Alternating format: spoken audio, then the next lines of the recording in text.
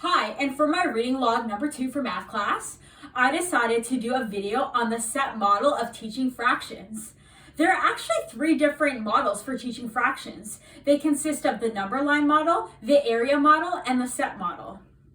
When looking at the Ontario Ministry of Education document, called Paying Attention to Fractions K-12, as a support document for paying attention to mathematics education, on page 5 to 8, it shows that the set model represents a part-part relationship when looking at the fruit manipulatives.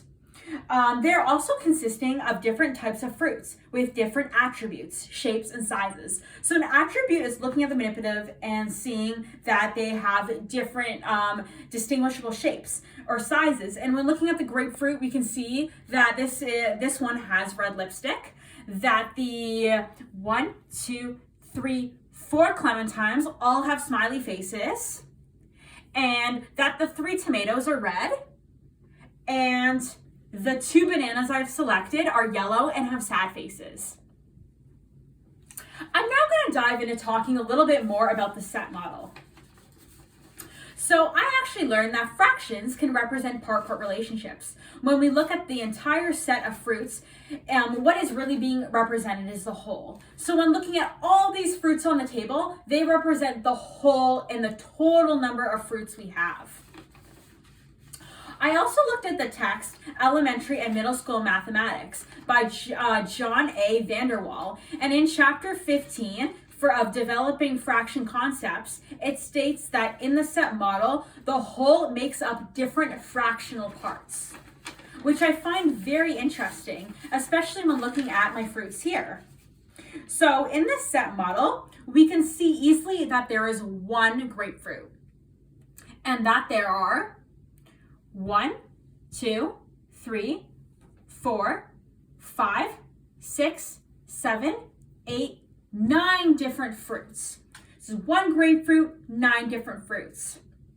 I'm actually going to depict a fraction to represent 2 sets. So this is 1 set, and the fruit here is another set.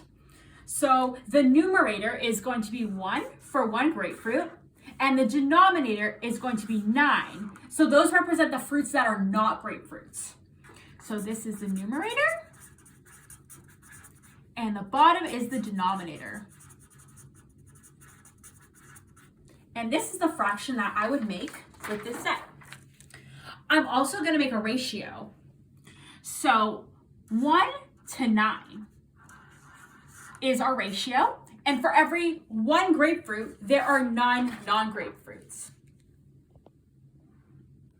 I'm also going to add up the numerator and the denominator to find out the number of the whole set. So if we get the number 1 plus 9, we can see that this equals 10. So there are 10 fruits in this entire set. I'm now going to move on and do a second example.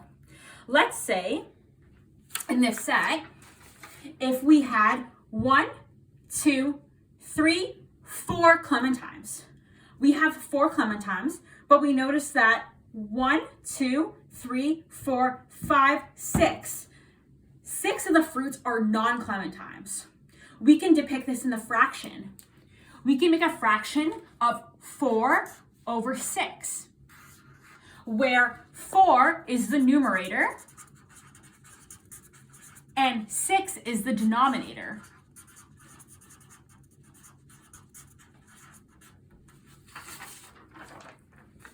I can also make the ratio, which is 4 to 6.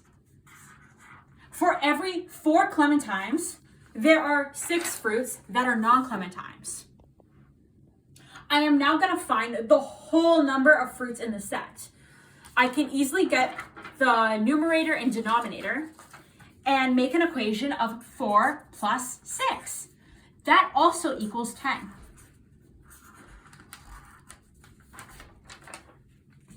When using these manipulatives to do a set model and to teach kids fractions, I feel like this is a really great way for students to learn, because this is a visual and it's easy to break down concepts.